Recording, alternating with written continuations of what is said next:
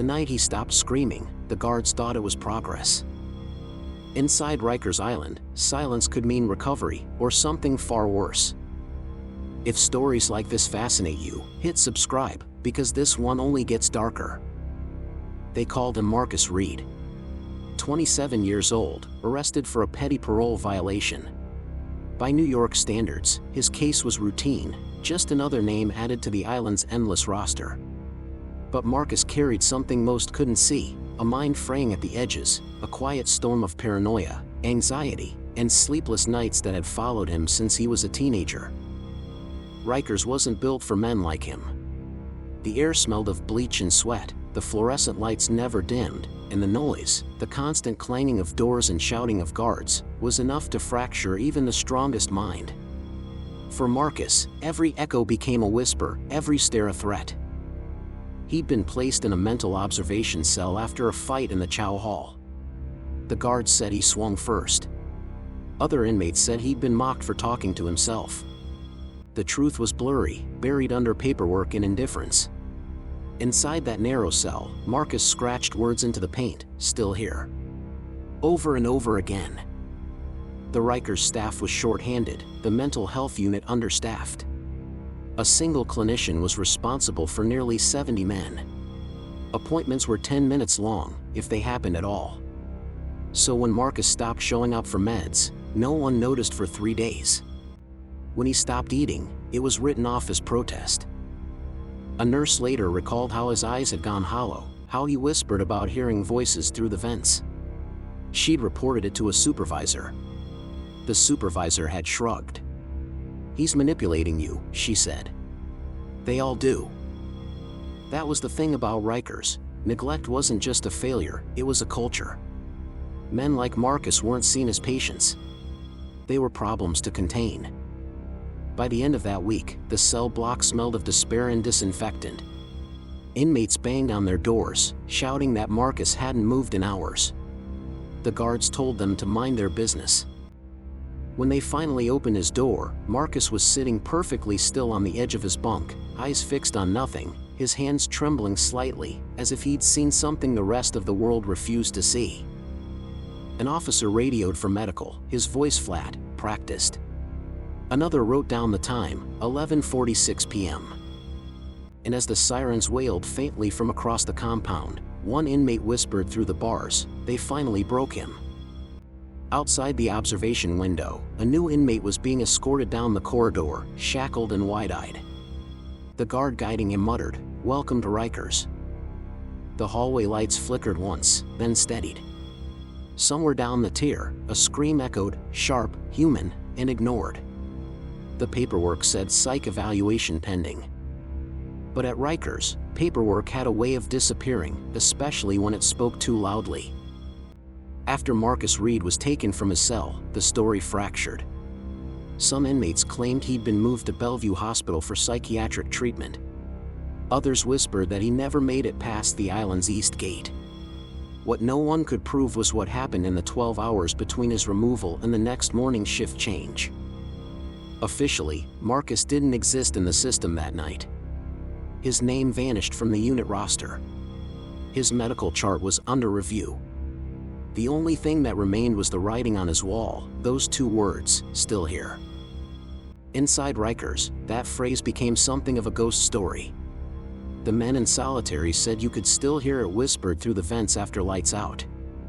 But the truth wasn't supernatural, it was systemic. The mental health unit was drowning. Every week, more men were transferred in than out. Some came in shouting, others came in silent, but both were handled the same: segregation, sedation, and neglect. The line between punishment and treatment was paper thin, and guards were the ones holding the pen. One correctional officer, who later spoke under anonymity, described the system bluntly: "You either medicate them till they're quiet, or isolate them till they break." That's what Rikers calls management. The few nurses who tried to help were stretched past breaking point. One, a young clinician named Dana, had seen Marcus 2 days before his breakdown. She'd begged for him to be transferred to a secure hospital. Her supervisor denied it: "We can't spare the transport staff." When she asked again, she was told to focus on the ones still breathing. That line haunted her. And when she came to work after Marcus vanished, she noticed something chilling. The cameras in the hallway near his cell had been disabled. Scheduled maintenance, the report said. But maintenance didn't explain why the footage from that night had been erased entirely. Meanwhile, word spread among inmates that Marcus wasn't the first. There had been others. A man named Lawson in 2019, who hanged himself after being kept in isolation for 23 hours a day. Another named Cruz, found unresponsive during a heat wave after guards ignored his calls for water. And yet, every official report ended with the same 6 words: facility procedures were properly followed. The silence around Marcus's case grew thicker, heavier, like the humid air of the intake wing. The guards who'd been on duty were reassigned. Dana was warned not to stir things up. Even the inmates learned to stop asking questions. At Rikers, curiosity was a dangerous habit. But one man didn't stop asking, an older inmate named Perry, who'd been locked up for nearly a decade. Perry had shared a cell block with Marcus and knew his story by heart. He wasn't crazy, Perry would later tell a reporter. He was crying for help, and they called it manipulation. Perry started writing letters, first to prison officials, then to outside organizations. Most went unanswered. But one letter, sent to a local journalist, finally landed in the right hands. And just like that, the silence that had suffocated Rikers for years began to crack. Inmates whispered that something big was coming, that the island's ghosts were about to speak. The next time a camera light flickered on the mental health wing, it wasn't for surveillance. It was for evidence. By the time Marcus Reed's story reached the press, months had passed. The article was small, just a few paragraphs buried inside the New York Daily News, but it hit like a tremor. Rikers inmate missing after mental health crisis. For most readers, it was another line in a long list of tragedies. But for those inside the walls, it meant something different. Someone outside was finally listening. The reporter who picked up Perry's letter was named Julia Torres, a crime correspondent who'd spent years covering courtrooms but rarely saw what happened after sentencing. The more she dug, the clearer the pattern became: vanishing records, missing footage, falsified reports. Rikers Island wasn't a prison. It was a system built to forget. She reached out to the Department of Correction for comment. They denied wrongdoing. Mr. Reed received appropriate care, the statement read. But when Julia requested the medical logs, entire days were redacted. She visited the island herself, a journalist's pass, a few hours on the ground. The moment she stepped inside, she felt the weight of it. The echoing footsteps.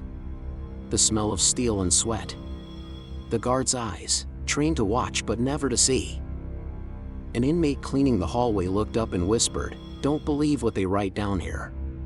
Believe the walls." Outside, families of inmates began organizing small vigils, candlelight gatherings in front of the Queen's Courthouse. Dana, the clinician who once treated Marcus, finally broke silence.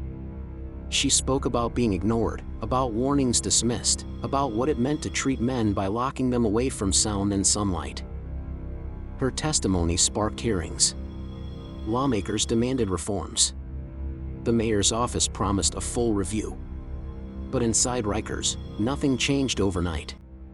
The same bulbs flickered. The same screams echoed at 2 a.m. The same doors slammed shut on men who didn't belong there. Still, something had shifted. A conversation had begun. Perry, the inmate who had written the letter, was transferred upstate soon after the article broke. Some said it was retaliation. Others said it was protection. Either way, before he left, he scrawled one last note on the wall of his cell. It read, "Still here." That phrase, Marcus's phrase, spread like graffiti across the prison. On scraps of paper, on the undersides of bunks, etched into metal tables. It became a message from those forgotten, a statement of defiance against a system that mistook silence for compliance. Months later, when Julia's documentary aired on local TV, She closed with footage from the island, shaky, low-resolution clips from inmates smuggled out through lawyers and families. A voice spoke over the images, calm and haunting. They call this a correctional facility. But what are they correcting? The broken minds, or the ones who broke them? Public outrage followed. Investigations opened. Budgets shifted. But Marcus's name never reappeared in the records. Not officially. Yet his story lived, carved into paint, whispered through corridors, retold by men who'd seen too much to ever forget.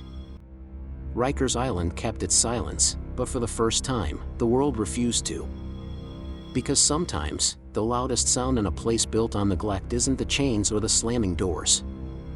It's the echo of a name that refuses to disappear. If you think this story was intense, the next one will leave you speechless. Subscribe for more true crime stories that'll keep you on the edge of your seat.